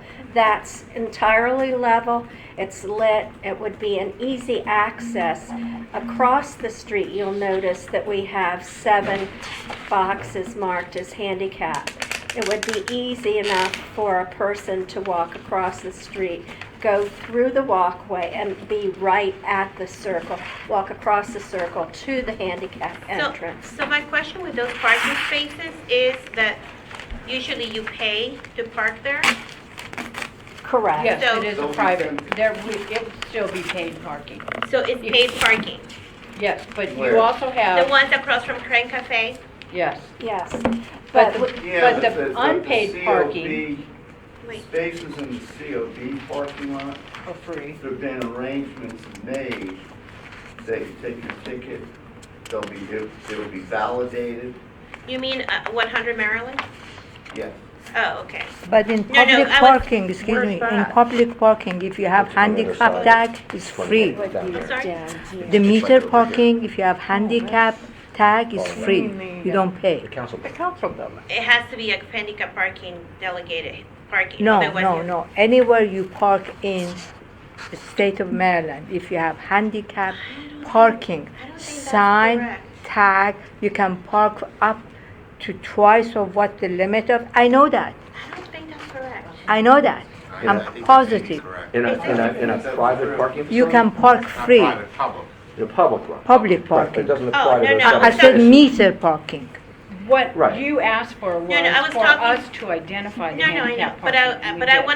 wanted to ask if maybe some deal had been done with the parking across the street for Not handicap with the parking. public No. Okay, parking lot. that was my question. Down Well, at, you know, we've made the arrangements for all of the county-controlled parking. Okay. COB, Mike is referring to. Now, and the 5 that are on the street, Can we go Monroe back- Place can- and Monroe Street are free. That. Can I those go are back metered- to these 7? Yes, And they're designated for handicap parking. correct, They are in the, and they're gonna have to cross that street. correct. They're in the middle of the street. Well, they would come down the sidewalk and there's a It's a straight crosswalk shot there. through. And then between- right Well, through but I there. mean, it's a bit of a trek. It's actually not that bad if you, That walkway's next to the movies. yeah, Yep. it's a walkway Right. between the movie theater and the Crank. It's a straight shot. Like if you were to park, like this is a good picture right Is that here. Silver I'm Spring, looking you where have the to spaces have to are, cross though. the But if street it's in or addition just to right 8 by other the spaces. building? Right, the circle's Handicap gonna hold parking. more than Both. 3 spaces. Right. Right. I mean, it's in addition The to. circle, yeah. Well, the circle has the 3 circle designated, has both. and they'll probably have more. Why You don't got 2 on the you- street. Right, and right. 3 on Sure. County Street. So Not Marianne, 100% sure. here's the movie theater and Not here's this 100%. coffee shop. And this little alley here takes you straight into the EOV. Yeah, it's not a long walk. And the Oh, parking, yeah, I know what Yeah, you yeah. mean. My concern was crossing the street. Yes. That is a one-way street. it's a one-way It's a one-way street and the This is- walkway this is is- right this is there. what It's I actually not a bad, Same. Okay. yeah. Okay, then on to the next photo is a photo of Monroe I Place. would like to go back, Okay. please, before we go to the next. The public transit lane. Now, we have been, Non-starter. we have been talking about that, is it a It's non-start non-starter. going forward, Mike? Not where the yellow is, but In front of us. why, in front of it, why, it looks to me you could get like 2 to 3 parking spaces there. Because it blocks off the bus stop. And it's pushes the dangerous. bus and- Actually- And traffic, and pushes any bus Yeah. stops Yeah. up farther That's all there towards is. East Jefferson Street. And that's going to be a very dangerous situation. And there'll be people coming to vote on those buses too. Well, I just recall the Friday that I went for, during, the primary, they had cones set up and there was parking in that area. It didn't seem to be a problem. Now, I understand that they took them down after it only existed for a couple of days, I guess. It creates a very dangerous situation. I talked to Al Ross. Yeah, but on list, this list, If it's the all, if the Okay. circle is open, Okay, on the list, it's all this pins. circle is open, have to- this becomes less important. You know, on If the, this circle is not available for the handicap, then they have to get to this entrance down here, and this parking spaces are too far away. this whole okay. list. I'm finished. Yeah. Shall we go on? Sure. All right, and then this is a photo of Monroe Place. The cars, the first 3 cars that are on the corner, those parking meters will be the 3 that will be designated as handicap parking. They will be hooded. There will be no charge to park there. Okay. Okay? And then when you look at the next picture, which says EOB handicap parking number 2, you're going to see 2 to 3 spaces. The white SUV and the black truck clarify. are construction vehicles right at the moment. There are parking meters on the other side of there. They will be hooded and marked as handicap voter Any parking. specific length of time or just handicap? Handicap voter But parking. it doesn't say, oh, voter, There handicap is, voter, that's what I there's, want. okay. All 3 or just 2? There, I can guarantee too, the large SUV, that's the front one, that's black, and ahead of the white one, that meter right now is out of commission. Whether it will be back in commission But after the But it construction. wouldn't matter if it's on commission or not, because Well, it'll be they a can handicap pull in parking there space. unless there's something, they should be able to pull in there. But there probably won't be a meter They're gonna there. be hooded anyway. Yeah, well, the meter's not there right at the moment, so, okay. So nothing to do. Handicap parking number 3 is the Colonial parking, and there's 3 spaces that face Monroe Street. These are the 7 boxes in the parking lot that we were just talking Oh, about. okay, And then, Mary Ann, the 4 spaces that are right across from Regal, right there Right. at Regal, they would walk across the street, and right next to Regal is the walkway into the circle.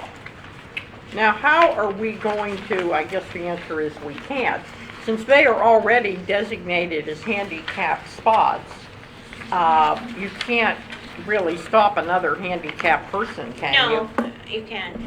I mean, They're they may not usually be going to vote, they may be going to lunch or to the movies. It could be that the space would be occupied. Usually those spaces facing are usually busy, but the side ones are usually That are- available.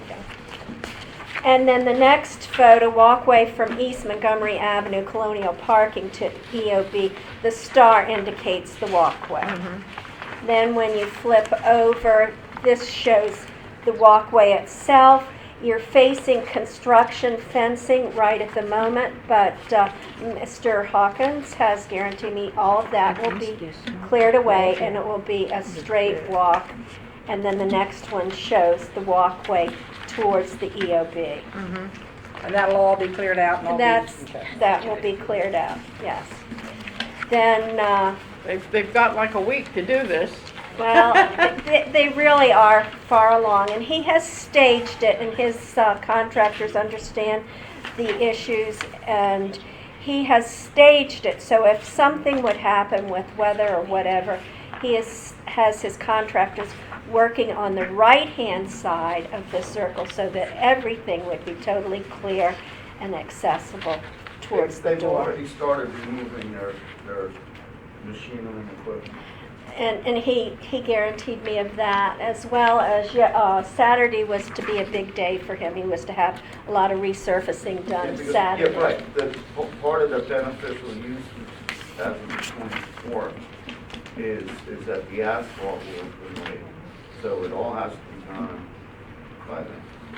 That's not certain. So you're looking at concrete right now, but the final surface will be asphalt.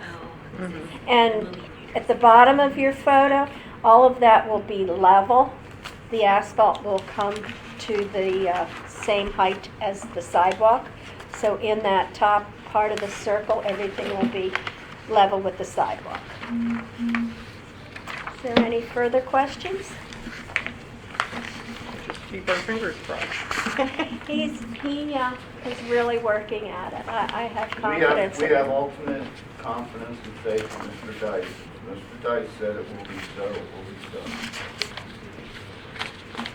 Great, thank you. Okay, Okay, then thank you. Chris, Legislative District 20 delegation letter. We have another packet for you. The letter came in after the board meeting. Chris went to the one condo association and the Hampshire Towers to talk to them about making parking available.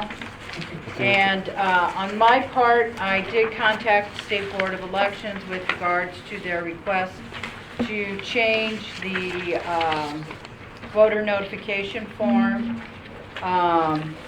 The state is open to changing the form but to redesign it, we're going to have to work with Prince George's County because we both have a bilingual notification.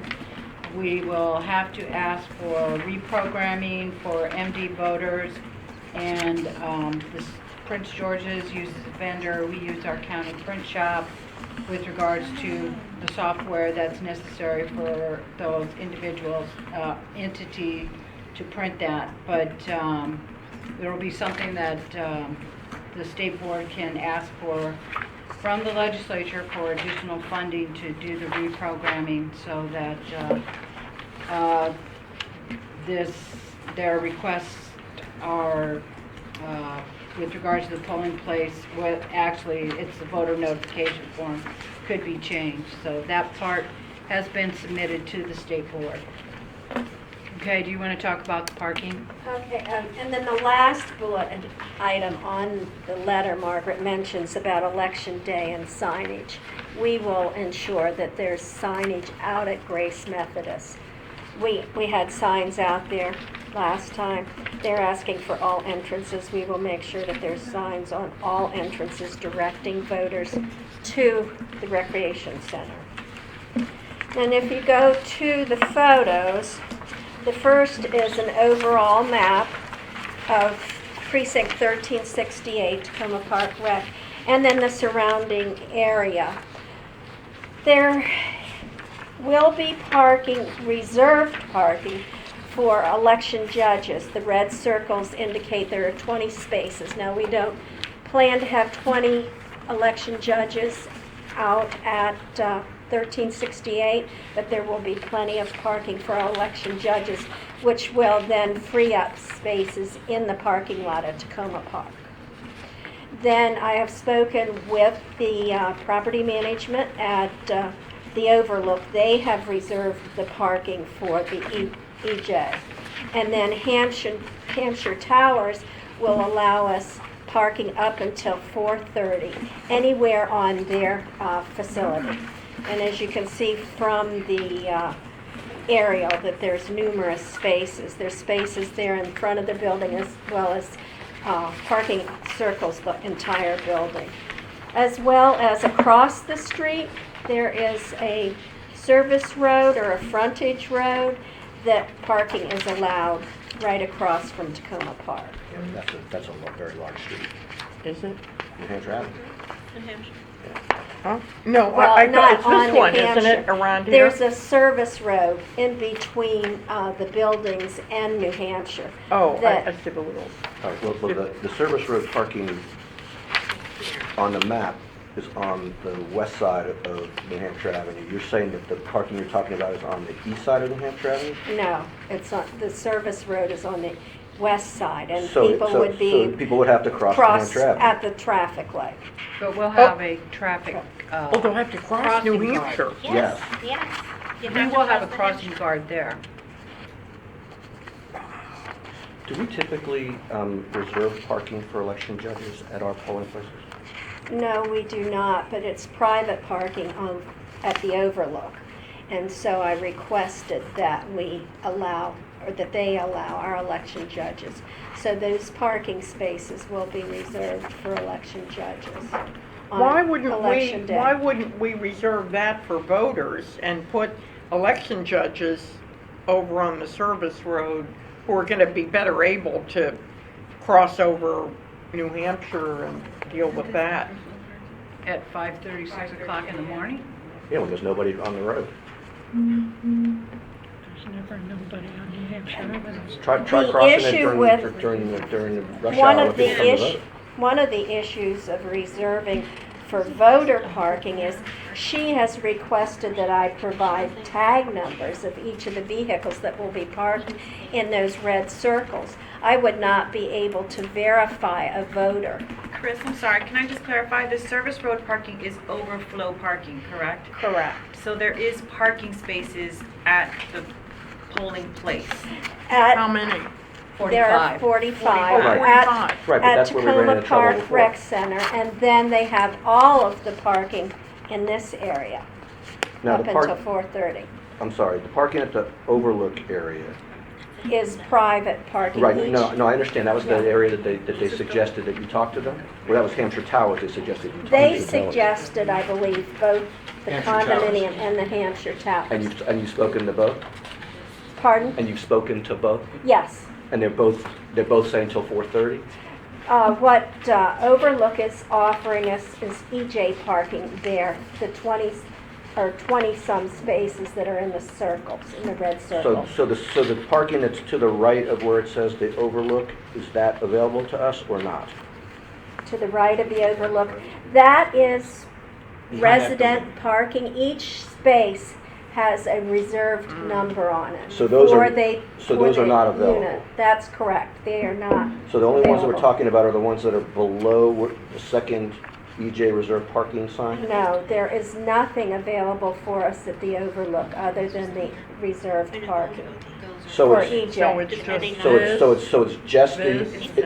no, it's not even this.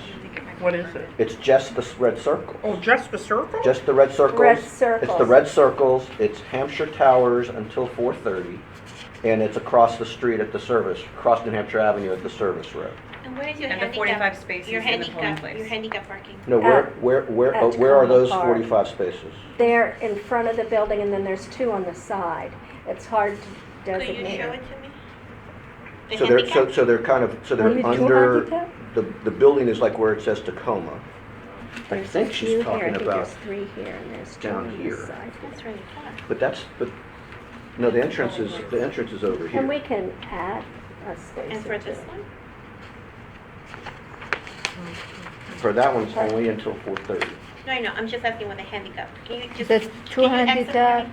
where you're pointing, two handicap there, and then three further down. Handicap parking. If this is how we would face the building. There's spaces here. Okay. And then there's three, Three, okay, great. and there's two there. And this, So, and here. Hampshire, I didn't see any handicaps. I did not see a handicap space. Two here, and then they said we I make can it put to some three here. over there, ask her if I can designate and set a handicap. Do you have another one of these? Yeah. Oh, I Here we forgot. see. I have to send it to you.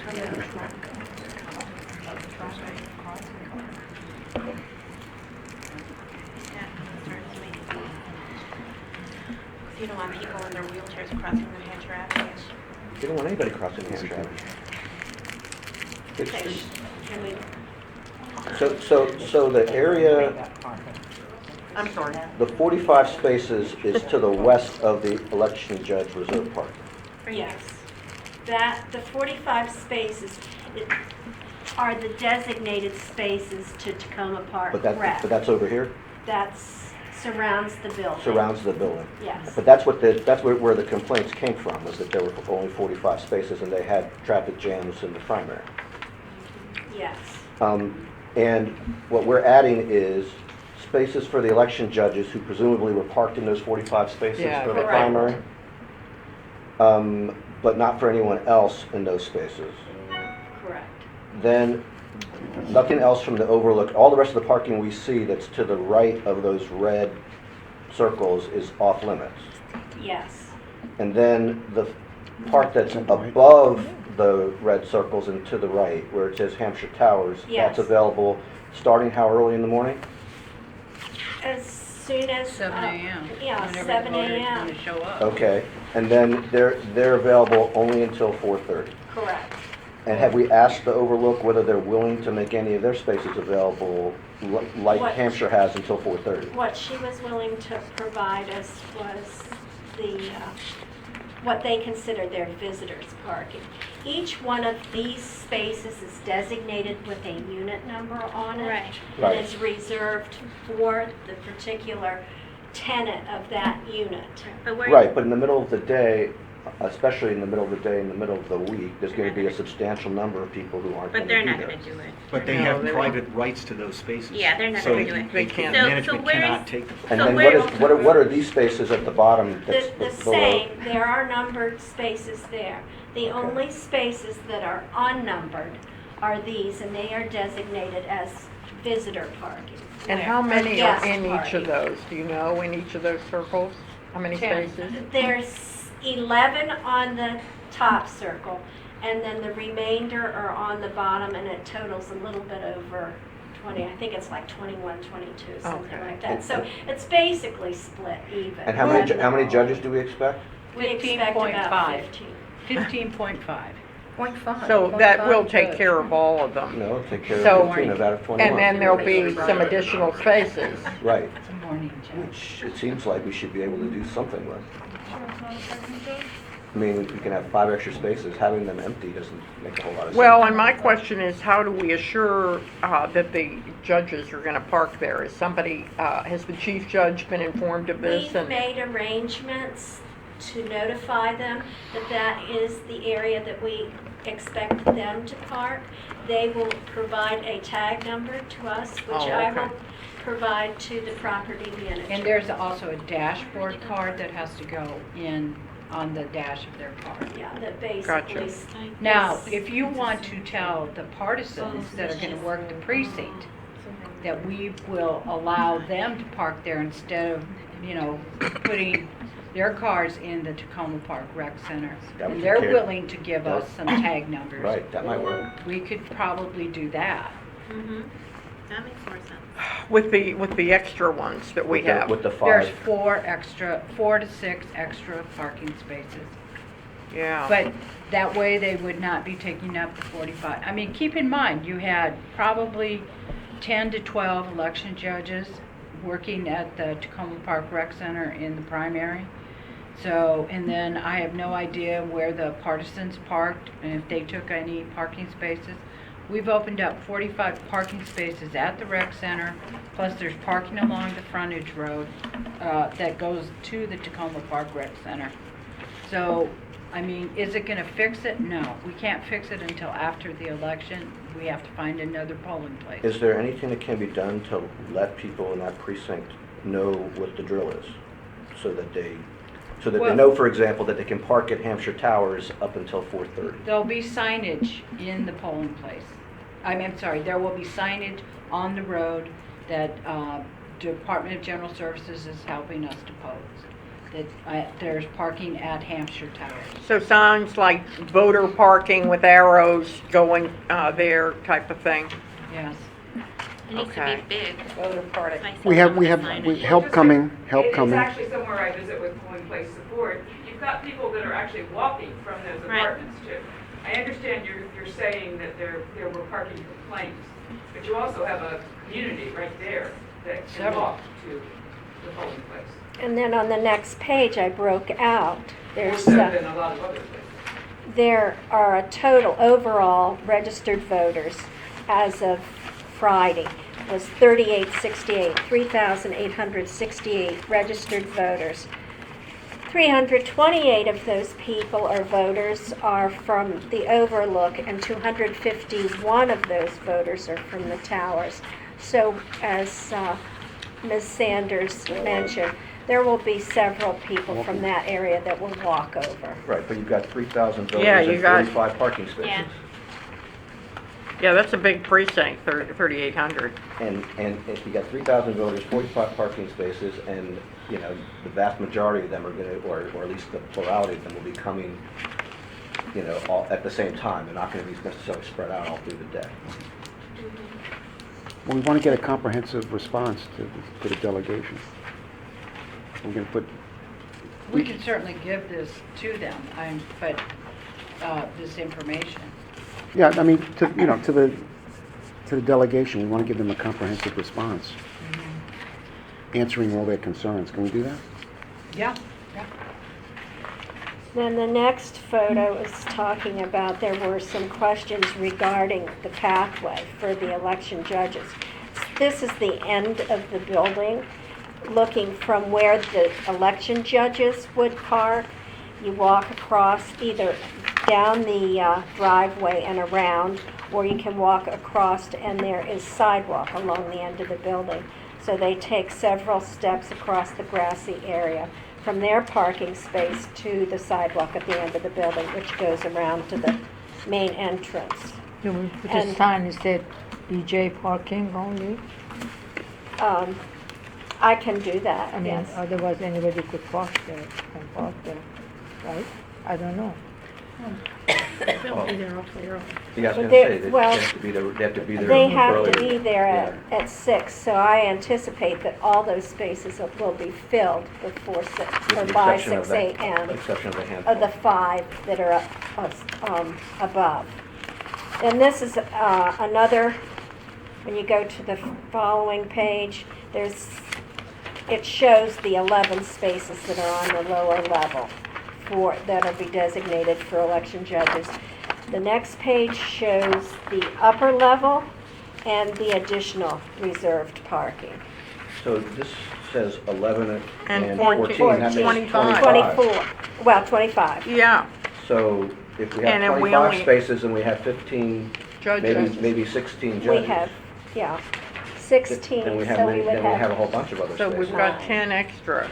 But you raise a good issue with the campaign workers, because that was an issue I ran into with Chevy Chase, with the Yeah, me Lawton too. They Center. all parked And right up. they, you know, and I actually went around to them, this was back in 2012, asking if any of them were parked there, would they be willing to move their cars so that the voters could, and most people did. But Well, what we could do is ask the political parties if they want to take advantage of this, and then if they do, they get to, you know, give us their yeah, they have vehicle numbers. information. And at least that way, we put it out there that, you know, that it exists. If they give us the tag numbers to the vehicles and the name of the person, we can include it in the chief judge's packet, and they can walk in, get the tag, put it on the dashboard, and then they don't have to worry about their car being towed. I think you should visit What's this polling what's the place. nearest early voting center to Tacoma I'm Park? fine with that. Silver Spring, I and foresee then problems. Oh, I Mid think it would. County. Wheaton. Rita. Wheaton would be the closest early voting? No. No, Silver Silver Spring. Spring will be Silver closer. Spring would be the Civic. closest, but the next closest would be Wheaton. Silver Spring will be closer. I really think we should maybe, through the parties and others, put a big appeal to this precinct for people to really take advantage of early voting. Well, it was included in the sample ballot, the Well, you 10 know. early voting sites. No, I know. Right. I just don't think people realize if you have, it's going to be a high turnout election, you have 45 spaces and you have 3,300 voters. who don't live in those buildings. So even if 20 or 25% of them show up, you're still gonna have about 1,000 people who are gonna show up for 45 spaces between 6 and 9. It's not gonna cut it. Why Well, would we they all do show up have, at we that do time? have a traffic they work? officer. No, during the day, between 6 We have- a.m. and 9 p.m. That's when the, Oh, but I I see, mean, I but see. most of it, I think Yeah. you're right to say before 9 a.m. Yeah, Yeah, that's oh, it. before they're 9 all going a.m. to A lot of work. people like Yeah. to go very early, Yeah. but Were you going to say, Morgan, about traffic? Well, we do have a traffic officer there at the corner of Hampshire and, what is that called, Merwood? Yeah, I think it is. Is that ours, or is one always there? No, It's our a crossing Montgomery guard. County crossing guard. right. But she's And not we can police- certainly talk to the police and see if they can add some other piece of that. Can the crossing guard, make spaces. no, well, kind of. Direct allow- them. Direct people to the empty Yeah. election judge spaces if they go inside and provide their information. No. Oh, they're- that's not no. gonna happen. They can have to go, they can direct them to the Hampshire Tower. Yeah, they can They give can them direct them to direction. Hampshire Towers, Yeah, but they can't, these spaces, they need it in advance? Yes, I need to provide numbers. the list prior to That's a election day. private. And then the back is the parking notice that will be posted around on the Hampshire Towers, allowing voters to know that they can park there. And where is that going? It's, we'll going on have the that on sign. stakes. I see, on And- stakes, okay. Thank Okay. you, Chris. Well, yeah, Okay, Not we're going to easy. move on. Oh, Where are we on this? Okay, so that's the plan. We will send a letter. I'll run it past you before the letter goes, okay? But I have already forwarded the concerns of this group to the State Board of Good. Elections to begin. We should tell them that, too. Because the other piece of it is that the money comes from the state legislature. and Well, the we should governor. notify them that Okay. we did that. It's a big precinct. All right, election judges, I need a motion to appoint. This, on the table is the list of all the individuals that are signed up to be election judges. How many are there, roughly? There's, I don't know how many. All right. So there's only one. No, there's two. No, just roughly how many we copies. have. That's all, just, We have That's not it. 2,954 who have completed their training. okay, almost 3,000. The updated chart, you had a chart that you received as of the 11th. This is an updated chart as of this morning. So it's almost 3,000. It is, we're very close, and we've had a nice bump up in our numbers. Of course, we had a lot of training classes going on, and our recruiters have been busily working to place workers into precinct. So we need a motion to approve the, Yep. Yeah. Appoint that list of voters to serve as election judges. And if I may, those are the only 2 copies of that list, so the other I'll board give it to members you. may want to look at it as well. Oh, thank Yeah, you. yeah.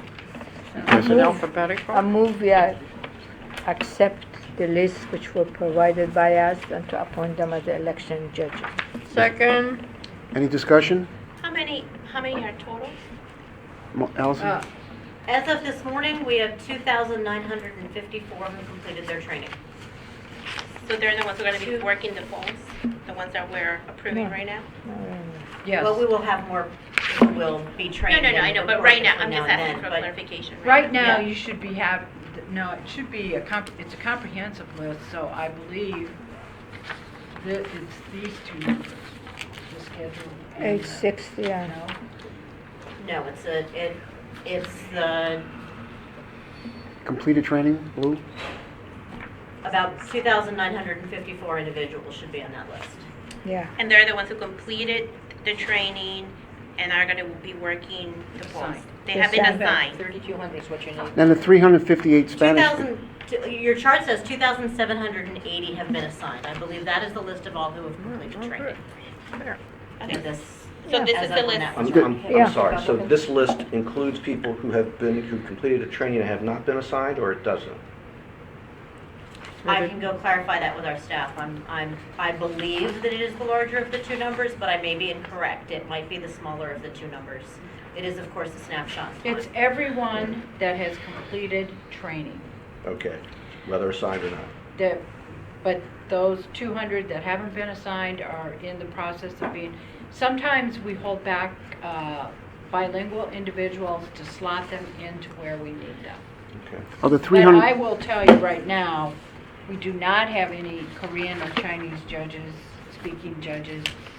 And of course, we can always use more Spanish judges. But where we're at is, we, of course, as always, need more Republican judges. Where we have vacancies, it's in election districts 4 and 7. Okay. Which translates into what? Rockville and Bethesda, Chevy I'm sorry, Chase. what Well- about those two election districts? They need judges. They Any need more judge? judges. Where we, Right. yeah. Margaret, the 358 Hispanic judges, is that included in the 2954 or in addition? Do we- No, it should be included. It's included. It's Okay. included. But So the you list just- that Nahid has made a motion to approve is is that list. the 2,954. Yeah, So that's everybody who's completed the Training. training, right. but not necessarily everybody who's assigned to a precinct, Correct. right? And That's my belief. I can go Okay. verify that with the recruitment But everybody staff. on that list has completed training. Yes. Yes. Okay. Have they all, for those who are returning, have they all kind of passed their evaluation from the primary? Or do we have anyone on this list who didn't? no, it's everybody who's completed training. In Yeah, other they- words, they we are- had people that it was not just suggested, but because of what was observed, that were not to be assigned again as an election judge. I can't answer that question. I know that what this consists of is individuals who have completed the training and are permitted, because they've passed the training, they've passed all their quizzes, to be assigned as an election judge in one of our locations. So if somebody was in a category where, based on their performance, it was determined by staff that they shouldn't be judging again in the general, but they went online, completed the training, came to their training, and finished it, they would be on this list regardless of how they were evaluated for the primary, is what it sounds like you're Well, saying. staff flagged that individual in our database as being someone who was not to be rehired, then no, they would not. They would not have been rehired. So in other words, if they went through the evaluation process, tell me if I'm wrong here, Margaret, they went through the post-election evaluation, performance evaluation, and it was determined that they were not subject to be rehired, they wouldn't go through the training. Is that correct? Yes, that is But correct. nothing's to stop them from going online, signing up, going through the process. I'd like to suggest that staff go through this list I'm and gonna go- double check that the people that were flagged to not be I assigned can are go get not one of our assigned. recruiters to answer these process questions, but actually Janet just commented, she has more intimate knowledge of it than I do, so Janet can answer. They're designated as NEH, not eligible for rehire. The system prevents them from logging in, it will not take them. Oh, it does, okay. So, but they have That's to be great. marked. as Do not they know eligible. that? Do they know, when you all decide you don't want somebody, does that person know it? They get a letter. And also in the module for the recruiters themselves, each record is flagged. So if there's something in that particular record, the recruiter knows it immediately. That's good. That's great. All right, any further discussion? All right, so How many precincts do we have, Margaret, these days? 260. Well, that's always such a tricky question. We have consolidated, with consolidations, we have 243 locations. 243 locations. Polling places, we have 232. 232. Yes. And the number of precincts we have is And 255. 255. Yeah, that's what I thought. 255, is that including early voting as one of a precinct? No. Or is that just election day? That's election day. There's 255 precincts. in 200. So of the 263 Hispanic or Spanish speaking, that have been assigned, do you, can we assume that there's at least one in every precinct? That's the goal, and we're very close to it. The other day when I sat down with Roberto and Leslie, we were in the double digits. I want to say like we were like 30 precincts did not have any Spanish in it, and that was last week. And they were on the phones, pre-qualifying that they passed the Spanish language test, and then getting them scheduled to take the classes.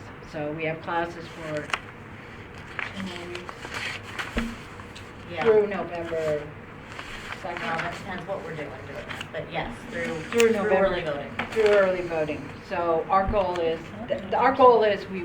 we do have precincts though that have 2 bilingual judges. Where there's a heavier population, Well, maybe of Spanish. Not always. No? Sometimes they just want to go to only their precinct, or maybe they want to go only to the precinct where they used to live, or maybe they only want to go.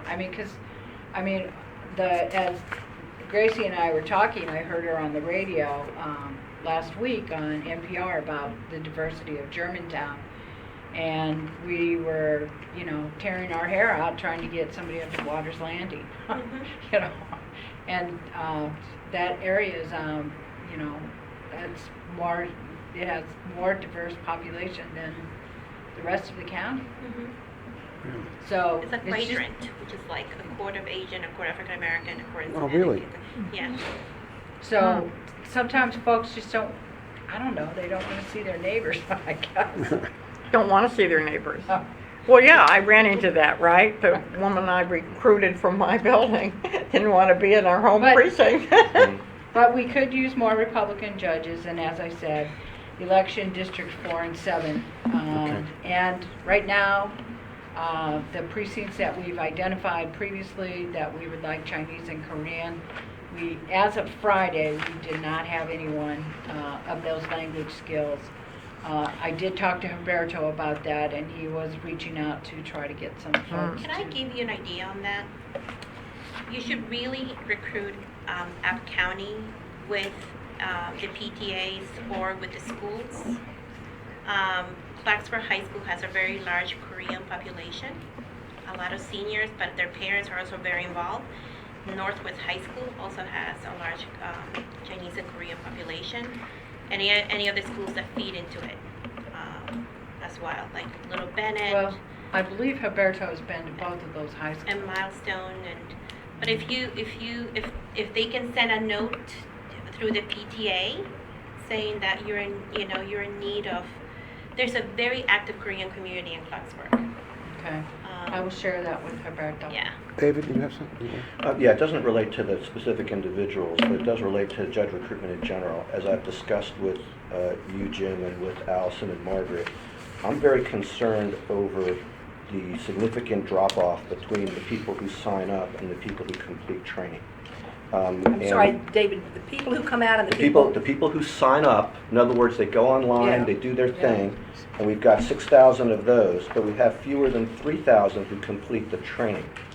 And the reason why I say I'm concerned about that is because in trying to understand the problems of some of the people who were concerned about the religious holidays, what I discovered was that if you sign up for the training, it is true that training is offered at a variety of different times, but each individual is presented with a very limited option to them, not all of the available options. So if you don't like the options that are presented, I think that there will be a segment of the population that will just say, never mind. And my concern is that there's a number of populations of people where we really don't want that to happen. If it requires calling a recruiter, anyone below the age of 30, pretty much they don't like talking on the phone. They do everything, they do everything electronically. People who are busy don't want to play phone tag. People who earn their money by the hour, are going to be very specific about which time frames they're available, and if they're offered 3 choices and they don't work for them, they may, again, they may just say forget it. And, you know, in this situation, while we do pay them a small amount, we're obviously not paying them enough to make it worth their while to do it on our schedule rather than theirs. So I know that there are reasons for doing it. I know that we're trying not to have classes that have very few people in them. But I do think that there has to be other ways to accomplish that goal. And what I had suggested to Jim was, I realize this is not an issue for before the canvas, but perhaps for our January meeting, we can discuss if there's other ways to do the scheduling so that people have more options. For example, if you were scheduled at the Silver Spring location early in the week and you wanted to change your time, they only provided you with the options of changing in Silver Spring, nowhere else, at least in the one case that I'm familiar with. And 3 out of the 4 choices were Yom Kippur. And so that really limits your options, even though if you were to call somebody, you would find out that there are other options. Well, some people just aren't going to bother. So my hope is that we can come up with a system that We're going to bring that up, you know, in makes it next more year, flexible. yes. Next year. Yeah, Yeah. yeah. Yeah, let me say that that's not necessarily all accurate. Since I've been through the process, but I welcome the discussion in January and be glad to weigh in on it. There's a motion on the table. Yeah, there's a motion to Yeah, approve my the, motion and Marianne seconded. motion to approve the appointment of the election judges before us. Oh, who seconded? Okay, any further discussion? Yes. All those in favor? Aye. Aye. Anybody opposed? Unanimous? Okay. Okay, also, I forgot to include it, though, it was sent to you, the Outlook calendar, the various locations since, it's laying here, it's another gigantic. Outreach. Oh, wow. These are all I the love outreach. Microsoft. I know. This is Gilberto's. Yes, yes. Can you saw that? It's, I get only 2 copies because it's 35 pages. Oh, yeah. Yeah, we like trees. He's just done a super job. Excellent. Wonderful.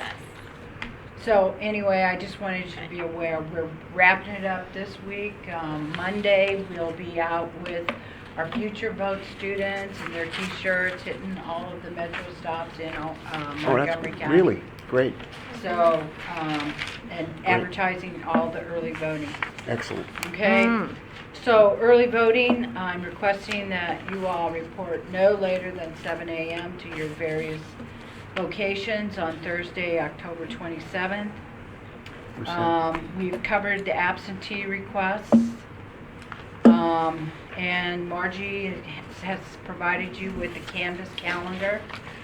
Which has been changed, so what I would request. Well, you want to go by name down and No, name I changes? think what would be easiest for me, if it's all right with you all, would be for you just to mark the changes on your copy and give it back to me. I will redo the calendar and send it out through email. Now, the I X, think it'll just be, the X's mean you're not available. so if I cross out the X, Then that would mean to me that you're available. And you don't want us to indicate the yes for when we No, are. if it's blank, it is presumed that you're available. Okay. Gilberto, we all We just gave you a big thank you. We just talked about it. Oh, thank you. Yeah. Like, that's a big job. No, and everybody, great job. No, no, everyone's a team effort. No, Great, it's not just great. me. It's everyone. So I really appreciate it. I know. So just send, after the elections, we'll debrief. And thanks. I really appreciate everyone's individual and combined effort. So it's a team effort. It's an impressive looking document. Oh, no. All no, the you guys, outrage. no. Oh, thank you guys. Right, I am, sorry. The other thing that we need to talk about when we're talking about the Canvas calendar is there has been, I've heard from different sides, different things, so we need to have some clarification. There are 3 days when we are required to convene the Canvas at 10 a.m. The rest of the days, we need clarification from the full board whether we're starting at 9 a.m. or 10 a.m. And so I just need to have discussion on that. Kevin and I had a brief discussion. Kevin, you had some thoughts about that.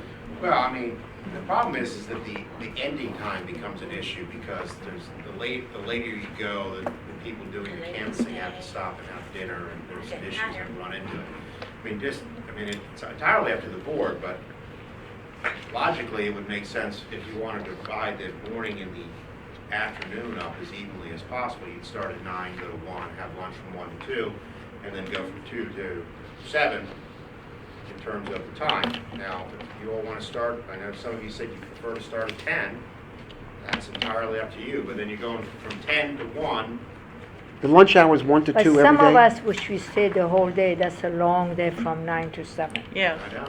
Lunch is 1 to 2 every day? It's Well, whenever we decide. Yeah, I mean, I mean, And, for the and we've been campuses. doing Well- 10 Yeah. o'clock starts now since, well, 2012 that I'm aware of, but in both the 2012 and 2014 elections. Then we have lunch But 1 then we had o'clock. some days where we started at 9. We started at 9 during the primary. Because of the volume of the work, and because, You must have changed it then, because they were always scheduled for 10. No, there's precedent where we started, because we didn't want to go into, but there was a time we didn't want to go into Easter and then into Thanksgiving Let's see how many people And- want. Yeah, we'll go around and, Yes. yeah. It's 9:30? and Passover.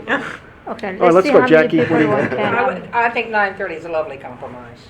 Alex? I could go with either one.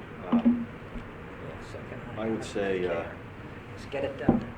yeah, I would say we should get it done. See, there's as much time as we can afford to put in, I think. Now, Every now, little he- bit I helps. get it 10 done, o'clock. does that mean 9 o'clock? Well, I would say 9:30? 9 o'clock then, yeah. Oh, I'm a compromiser. I'll go with 9:30. Or 10, yeah, either one, 9:30 or 10. Marianne, I'll not be here before 10, any day. David, I'll be here whenever we start, but So will I. I would vote for either 9:30 or 10. So, 9. is it a problem? to Are you push here those any back? days? Since you Well, want it sounds like 9, 9:30. change this? it sounds like 9:30. That was a mistake. Oh. It's 9:30 or Doesn't look 10. like you're going to be here. Well, and the other, I mean, it doesn't really matter, but staff has been here since 8:30, so if they don't break for lunch Huh? I until said 2, odd. then I think staff can't Well, break people for do lunch make either. mistakes. But that doesn't matter. Anytime. Okay. It's So I even- think we compromised on 9:30, seemed to get the most. So, well, as I redo the calendar, I'll change those times, and so. Except for those 3 days. So it's 9:30 Except to for those 1. 3 days, yeah. November 10th, November 16th, and November 18th, we must start at 10 a.m. Say it again. November 10, 16, and 18 are 10 a.m. Because that's mandated. Yes. And the rest of the days will be 9:30. And me and Miriam. Well, it's we interesting showed that up. those are mandated for 10 o'clock. Do we know why? The horse The and law buggy. says By that. statute. Legislators wrote it that way. By statutes. 'Cause they have it meetings started in the 10 on morning. those days. Well, I mean, for consistency, Why we don't start at I 10 mean, o'clock? I mean, 10 o'clock, if every day is 10, isn't that more? Yeah. Well, Yes. May I just say this? Yeah. If Mary Ann and Nahid are not going to be here till 10 o'clock, I would suggest you start at 10. Yeah, let's just Yes, make it 10. very. All right, let's make it 10. 10 o'clock, Thank you. 10 o'clock every day. Okay. So we 10 to 1, and then 2 to, Whatever. okay. Now, Wow. does that apply to the Sundays or That's not? really uneven. What? Yep. Well, you've got, well, Well, 10 o'clock every day. that's fine. That includes the weekends, every day. Okay, but the Sundays are, at the moment, are scheduled for Don't 1 even- o'clock. Don't go there. And you have down here 10 to 2. Do you mean 10 to 1? Yeah, there's a couple of days we start on at 1. Yeah, there's 2 Sundays. where Yeah, we start. November 20. So No. at some point, staff is entitled to a lunch break. Yeah. Of course. So there needs to be a break in the day at some point. Right. And guess that so I'm- if you're working from 10 to 1, if you're coming in the morning and working from 10 to 1, and then the next group is coming in At 2. at 2 Two. o'clock, then Right. you've got one group that's working for 3 hours and one group that's working for 5 hours. Right. And And then the then- lunch break would be from 1 to 2. So if you were in from 10 to 1, that's, if you're here for the full day, we would get lunch. If you're here for part of a day, we might or might not, depending on But how the November funding 10th, goes. for instance, you have 10. But as far as to I'm 2. looking So at the you mean 10 schedule, to 1. nobody's doing half a day. Everybody's That's doing the correct. whole day. Yes, Jackie, technically you. I mean 10 to 1. Thank you. Okay. That's all I'm. So it's 10 to 1 and So- it's 2 to 7. So 10 to 1, don't spec lunch. All day, you get lunch. That's fair. All right, so it's 10 o'clock every day. That's easy. 10 o'clock every day. Except with some of the days we start at Bring us 1. snack. 2 to 7. If you can. All right, so then the only Do other, you want to start at 10 on those days? On I'm what sorry, days? what? Well, they're both Sundays. I People would go to come- church. I don't know if people go I to can't church. start at 10 on a Sunday. No, I understand. Not that, because people go to church, you know. And so- all right, so the only other thing I would ask is Don't count on that one. if the colored version of your calendar does not match your current ability, please mark it and send it back to me now so that I can make changes and send it out to the board in the next day or two.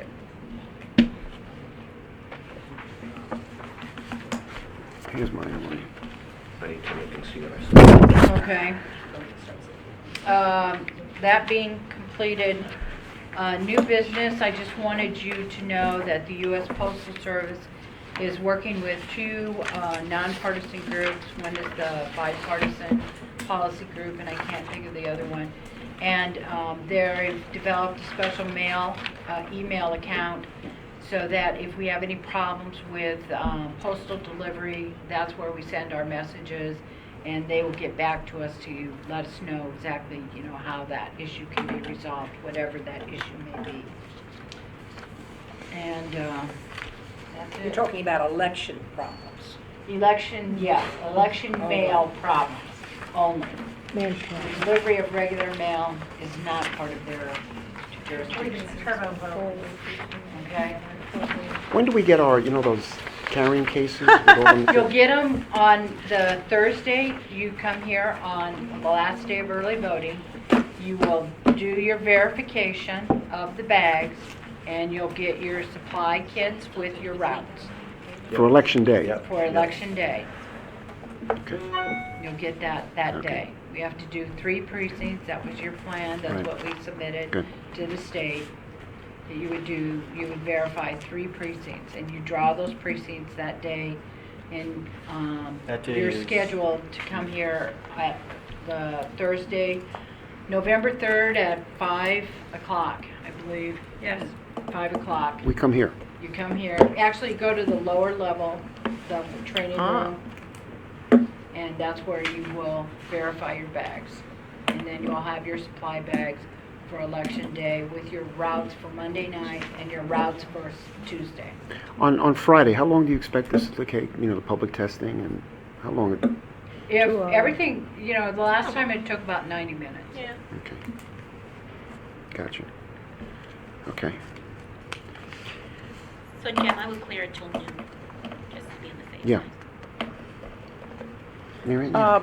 I'd just like to, for the record, say that how great I think the sample ballot looks. Love the color. I know I was a big supporter of it, but I have to tell you, when I received mine, I had a whole mailbox full of things and outshot this little bit of color right away. I knew what it was, and I just think it looks great. And especially the back with the address that when I think back on how this looked 6 years ago when I started, I just think it's come light years, and it's nice and bold, and highlighting that this is your polling place, and then actually the areas you can check if the person's not there and it has to be returned really looks great. I So- agree with you. I had just told her that quietly. I've had several people mention it to me, say, oh, we got it, it looks good, I saw it right away, and I want to congratulate you all. So Allison, you took the lead on, who helped you with that? Oh, a whole lot of, practically everybody in the office has a Okay. hand in that. Well, thank you and everybody. members. Please tell them all. Yeah. Great job, yeah. All right, so now, Executive session. A yeah, so we're move, a move to So we have close. close. Yes, we have to close the public meeting and go to executive is there a second? Second? All those in favor? Aye. Okay. How long they leave?